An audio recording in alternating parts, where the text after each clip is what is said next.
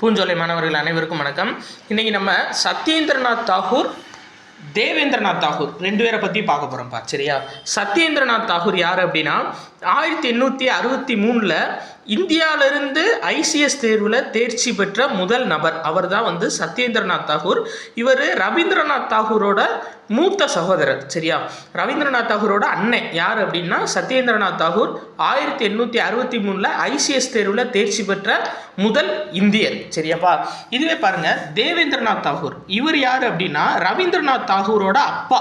தேவேந்திரநாத் தாகூர் அப்படின்றவர் இவர் பார்த்தீங்க அப்படின்னா, அதாவது ராஜாராம் மோகன் ராய் ஓப்பன் பண்ண பிரம்ம சமாஜம் இருக்குது பார்த்தீங்களா?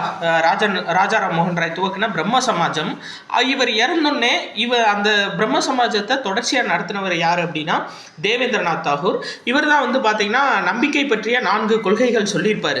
ஆனால் ஆக்சுவலாக என்ன ஆகும் அப்படின்னா, இதுக்கப்புறம் அந்த பிரம்ம சமாஜம் ரெண்டாக பிரியும். சரியா? யார் தலைமையில் அப்படின்னா, ஒன்று கேசவ் சந்திரசன் தலைமையில், இன்னொன்று தேவேந்திரநாத் தாகூர் தலைமையில். சரியா? அப்போது தேவேந்திரநாத் தாகூர் தலைமையில் இருக்கக்கூடிய பிரம்ம சமாஜம் ஆதி பிரம்ம சமாஜம் அப்படின்னு சொல்லி அழைக்கப்படும். சரியாப்பா? இந்த இருக்கு பார்த்தீங்களா, தேவேந்திரநாத் தாகூரோட அமைப்பு ஆதி பிரம்ம சமாஜம் அப்படின்னு சொல்லி அழைக்கப்படும்.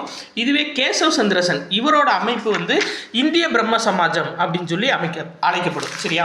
இன்னைக்கு தேர்வு 28 நம்ம பிசி எக்ஸாம்ல கேட்டிருந்தோம். இந்த கொஸ்டின் கேட்டிருந்தோம்.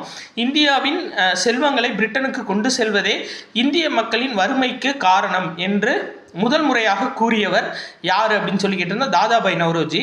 இதுக்கு எக்ஸ்பிளனேஷன் கொடுக்கும்போது மாற்றி சொல்லிட்டேன்ப்பா. தேவேந்திரநாத் தாகூர் தான் ஐசிஎஸ் தேர்வில் ஃபஸ்ட்டு வெற்றி பெற்றவர்னு. ஆக்சுவலாக வெற்றி பெற்றவர் யார் அப்படின்னா சத்யேந்திரநாத் தாகூர். சரியா? தேவேந்திரநாத் தாகூர் பிரம்ம சமாஜத்தை அடுத்து வழி நடத்தி சென்றவர். சரியா? இது 28வது கொஸ்டின் நம்மளோட பிசி எக்ஸாமில் அறிவாயுதம் டெஸ்ட் பேட்சில் 10ல். சரியாப்பா? இப்போ இந்த தேவேந்திரநாத் தாகூர் சார்ந்த இன்ஃபர்மேஷன் எதில் இருக்குது அப்படின்னா 10th புக்கில் அழகு 5ல் 12ஆம் நூற்றாண்டில் சமய சீர்திருத்த இயக்கங்கள் அதில் இருக்குது.